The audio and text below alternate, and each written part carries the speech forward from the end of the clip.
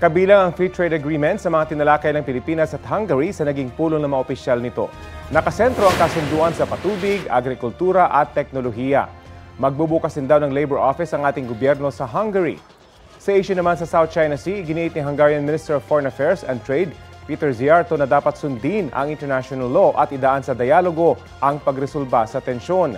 Nag-courtesy call din si Minister Ziarto kay Pangulong Bongbong Marcos sa Malacanang. Umaasa raw ang Pangulo na mapalakas pa ang ugnayan ng Pilipinas at Hungary kaugnay sa ekonomiya. Kapuso, alamin ang maiinit na balita. Bisitahin at mag-subscribe sa GMA Integrated News sa YouTube. Sa mga kapuso abroad, samahan nyo kami sa GMA Pinoy TV at sa www.gmanews.tv.